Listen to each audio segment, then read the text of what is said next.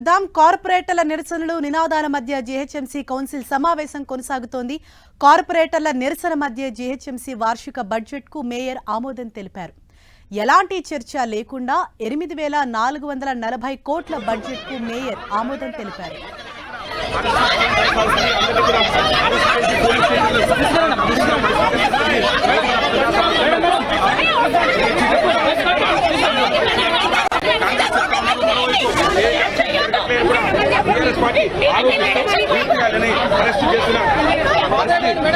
మనకు అనిపిస్తుంది వాస్తవం విజులో చూడొచ్చు పూర్తిగా ఎక్కడికక్కడ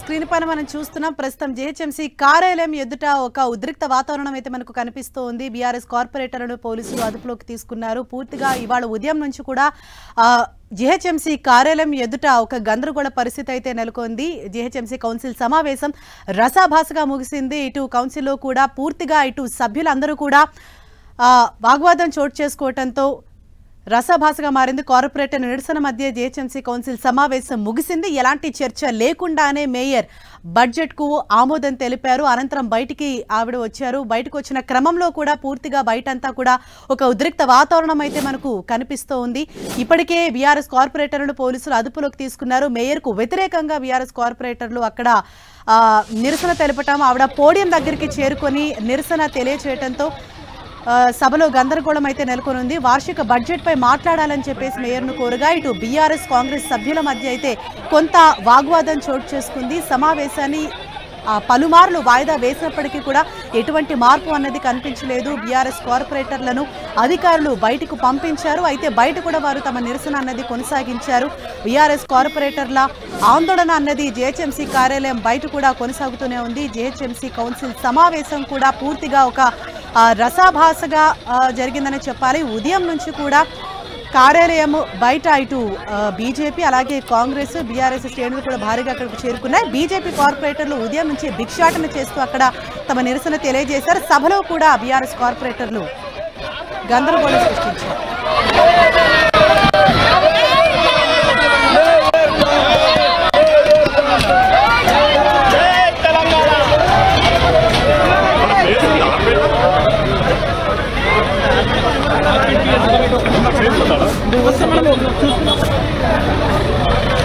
దెబ్బదాకి నెక్స్ట్ రోజు పంపినాడు పట్టుకో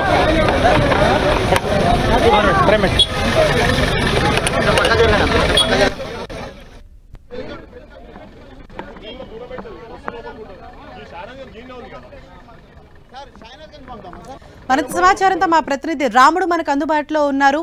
రాముడు, ప్రస్తుతం జీహెచ్ఎంసీ కార్యాలయం ఎదుట ఎటువంటి వాతావరణం కనిపిస్తోంది? అక్కడ ప్రెసెంట్ సిచ్యుయేషన్ ఏంటి? జీహెచ్ఎంసీ ప్రధాన కార్యాలయం వద్ద అయితే ఉద్రిక్తత పరిస్థితులు నెలకొన్నాయని చెప్పవచ్చు. ప్రధానంగా కౌన్సిల్ కార్యాలయం నుండి బీఆర్ఎస్ కార్పొరేటర్లను అందరినీ కూడా బయటికి తీసుకొచ్చారు. దాదాపు ఇప్పటి వరకు 20 మంది వరకు వాళ్ళను అరెస్ట్ చేయడం జరిగింది. సిటీలో ఉండేటువంటి సమస్యలపైన చర్చించాలంటూ ఒకవైపు వీళ్ళు పట్టుబడడం జరిగింది. మొదటి దశలో ఇటు మేయర్ బడ్జెట్కు సంబంధించినటువంటి అంశం పైన చర్చించాలనడంతో కార్పొరేటర్లు మాత్రం 6 గ్యారంటీలు అదేవిధంగా సిటీలో ఉండేటువంటి సమస్యలపైన చర్చించాలని వాళ్ళు డిమాండ్ చేశారు. దాంతో ఒక్కసారిగా గందరగోళమైనటువంటి వాతావరణం నెలకొంది. దానివల్లనే స్థానికంగా ఉండేటువంటి కొద్ది మందిని అరెస్ట్ చేసి బయటికి వాళ్ళందరినీ బయటికి తీసుకెళ్లాలని మేయర్ ఆదేశించడంతో 4గురిని మొదట్లో బయటికి తీసుకెళ్లారు. వాళ్ళని తీసుకొచ్చేంత వరకు సభను వాయిదా వేయడం జరిగింది. అదేవిధంగా స్థానికంగా ఉండేటువంటి కార్పొరేటర్లందరినీ కూడా వాళ్ళు మనం మాట్లాడే ప్రయత్నం చేద్దాం. అంబర్పేట కాలేరు వెంకటేష్ ఉన్నారు, అంబర్పేట ఎమ్మెల్యే. సార్, ఏం జరిగింది? ఒకేసారి అందరిని బీఆర్ఎస్ కార్పొరేటర్లను బయటికి తీసుకొచ్చి అరెస్ట్ చేస్తున్నారు. బీఆర్ఎస్ కార్పొరేటర్లు చాలా మౌనంగా లోపల కూర్చొని ఉంటే మేము బడ్జెట్ ప్రవేశపెట్టే అప్పుడు బడ్జెట్ కన్నా ముఖ్యము ఈరోజు క్వశ్చన్ ఆన్సర్స్ పెట్టి హైదరాబాదులో శానిటేషన్ గురించి కానీ, స్ట్రీట్ లైట్స్ గురించి కానీ, కుక్కల బెడద గురించి, దోమల గురించి అన్నిటి గురించి చర్చిద్దామని అంటే ఆమె deemed to be pass budget అని చెప్పి వెళ్ళిపోయింది. ఆ తర్వాత మా కార్పొరేటర్లను అమానుషంగా, దౌర్జన్యంగా, ఆడవాళ్ళ కార్పొరేటర్ అనేది కూడా చూడకుండా ఆమెను తీసుకొని పోతే ఈరోజు పోలీస్ స్టేషన్ తీసుకుపోవడము, జిహెచ్ఎంసీ చరిత్రలో కార్పొరేటర్లను పోలీస్ స్టేషన్లు తీసుకుపోయి ఎప్పుడైతే కౌన్సిల్ జరుగుతుందో ఆ కౌన్సిల్ జరిగే టైంలో పోలీసులు దౌర్జన్యంగా ఆడవాళ్లను కొట్టి తీసుకొని పోవడము అమానుషం. రేవంత్ రెడ్డి గారు, ముఖ్యమంత్రి గారు ఎన్నో డైలాగులు కొట్టిండ్రు. చాలా ప్రజాస్వామికంగా ఉంటుంది, ట్రాన్స్పరెన్సీగా ఉంటుంది. మేము మహిళలను చాలా బడ్జెట్ చర్చకు అవకాశం ఇస్తలేరు కదా బీఆర్ఎస్. మేము ఎందుకు ఇవ్వలేదండి, మేము చెప్పిందే అది. ఫస్ట్ మన హైదరాబాద్లో ఏమీ శాంక్షన్స్ లేవు, కార్పొరేటర్స్కు శాంక్షన్స్ ఇవ్వకుండా అటు దోమల పెడుతుంది. స్ట్రీట్ లైట్స్ 40% స్ట్రీట్ లైట్స్ రావడం లేదు. అవన్నీ మా కార్పొరేటర్స్ మాట్లాడుతామనంటే దానికి అవకాశం ఇవ్వకుండా ఆమె అంటే మనం చూడొచ్చు, ప్రధానంగా మేము అడుగుతున్నటువంటి ఇష్యూస్ పైన మాట్లాడకుండా ఈ విధంగా చేయడంపై మాత్రం స్థానిక ప్రజాప్రతినిధులు మాత్రం ఆగ్రహం వ్యక్తం చేస్తున్నటువంటి పరిస్థితి ఉంది. ప్రధానంగా గ్రేటర్ హైదరాబాద్ పరిధిలో ఉండేటువంటి సమస్యలపైన చర్చించాలని మేము పట్టుబట్టాం. అదేవిధంగా సిటీలో ఉండేటువంటి ఇష్యూస్ పైన చర్చించాలని డిమాండ్ చేశాం. కానీ ఏ మాత్రం చర్చకు లేకుండా ఒక్కసారిగా బడ్జెట్ను మొత్తం కూడా ఆమోదించినట్టుగా డీమ్ టు దాన్ని ఆమోదించినట్టుగా వాళ్ళు ప్రకటించడం జరిగింది, మేయర్ ప్రకటించడం జరిగింది. దాంతోనే ఒక్కసారిగా ఆగ్రహం వ్యక్తం చేస్తున్నారు కార్పొరేటర్లు కానీ, ప్రజాప్రతినిధులు కానీ. ఆ నేపథ్యంలోనే కొంత ఇబ్బందికర పరిస్థితులు అయితే రావడం జరిగింది. ముఖ్యంగా గ్రేటర్ పరిధిలో ఉండేటువంటి ప్రధానమైనటువంటి ఎమ్మెల్యేలు, ఎమ్మెల్సీలు అందరూ కూడా ఇక్కడికి వచ్చినటువంటి పరిస్థితి ఉంది. వాళ్ళు ఒక్కసారిగా కొన్ని సందర్భాల్లో ఒక్కసారిగా వాళ్ళందరినీ బయటికి తీసుకొచ్చి అరెస్ట్ చేయడంతో వాళ్ళంతా కూడా కొంత ఇబ్బందులు పడేటువంటి పరిస్థితి ఉంది. వాళ్ళని ఈ విధంగా అరెస్ట్ చేయడం పైన ఎమ్మెల్యే వివేకానంద గారు ఉన్నారు. సార్, ఏమంటున్నారు? అసలు మీరు పరిస్థితిని చూస్తే ఏమనిపిస్తుంది? పూర్తిగా ఈరోజు అరాచక పాలన సాగుతూ ఉంది. ఈరోజు అంతా కూడా రాష్ట్రంలో రేవంత్ రెడ్డి గారి పరిపాలన వారికి అనుభవరాహిత్యం స్పష్టంగా కనపడుతోంది. తమకు అసమర్థత బయటపడుతుందని చెప్పేసి మేము అడిగిన ప్రశ్నలకు సమానం చెప్పట్లేదు.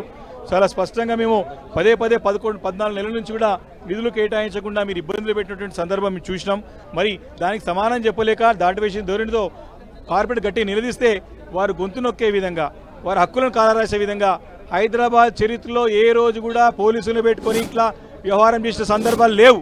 కాబట్టి కాంగ్రెస్ ప్రభుత్వానికి సిగ్గుచేటు, ప్రజాపాలన, ప్రజాస్వామ్యం అన్ని కూడా బూటకం, వారి నాటకం అంతా కూడా ప్రజలు మభ్యపెట్టడానికే కాంగ్రెస్ ప్రభుత్వం. సీనియర్ ప్రజాప్రతినిధులు వచ్చారు ఎక్సాఫిషియో నేపథ్యంలో, వాళ్ళందరినీ కూడా ఎవరికి కూడా మాట్లాడే అవకాశం రాకపోవడం పట్ల ఎట్లా అనుకుంటున్నారు? ఏకపక్షంగా మేయర్ గారు మొత్తం సభ నుంచి పంపించేయండి, మార్షల్స్ పెట్టేసి గెట్ లాస్ట్ అనే మాట అనడం పూర్తిగా ప్రజాస్వామ్య విలువలకి తుంగల దొక్కడానికి చేసే ప్రయత్నం తప్ప ఇంకోటి కాదు. మనం చూస్తున్నాం, ప్రజాప్రతినిధులు కూడా కనీసం మాట్లాడనివ్వకుండా ఈ విధంగా మేయర్ వివరించడం అయితే మాత్రం ప్రజాస్వామ్యానికి విరుద్ధం అంటూ వాళ్ళు చెప్తున్నటువంటి పరిస్థితి ఉంది. మొత్తం జిహెచ్ఎంసీ ప్రధాన కార్యాలయం వద్ద అంతా కూడా గందరగోళ పరిస్థితులు అయితే నెలకొన్నాయి. బీఆర్ఎస్కు సంబంధించినటువంటి పలువురు కార్పొరేటర్లను పోలీసులు అదుపులోకి తీసుకున్నారు. వాళ్ళందరినీ కూడా ఇక్కడ నుంచి పోలీస్ స్టేషన్కు పంపించినటువంటి పరిస్థితి ఉంది. ప్రధానంగా హైదరాబాద్ నగరంలో ఉండేటువంటి సమస్యల చర్చ కోసం మేము ఇక్కడికి వచ్చాం. కానీ ఆ విధమైనటువంటి చర్చ జరగకుండా ఈ విధంగా వ్యవహరించడంపై మాత్రం వాళ్ళు కొంత ఆందోళన వ్యక్తం చేస్తున్నటువంటి పరిస్థితి ఉంది. మొత్తం కూడా పోలీసులను పెట్టుకుని వచ్చినటువంటి వాళ్ళను సరిగ్గా మాట్లాడనివ్వకుండా వాళ్ళందరినీ కూడా బయటికి తీసుకెళ్లాలి అంటూ మేయర్ ఇచ్చినటువంటి ఆదేశాల కారణంగా మార్షల్స్ వాళ్ళందరినీ బయటకు తీసుకురావడం జరిగింది. ప్రధానంగా చూస్తే ప్రతి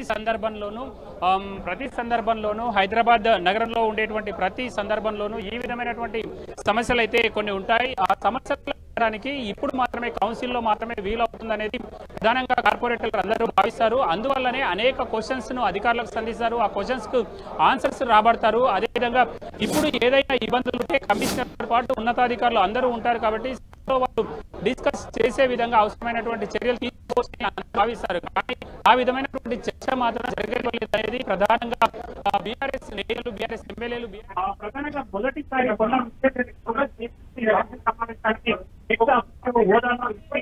ఓకే, రైట్, థ్యాంక్ యూ రాముడు.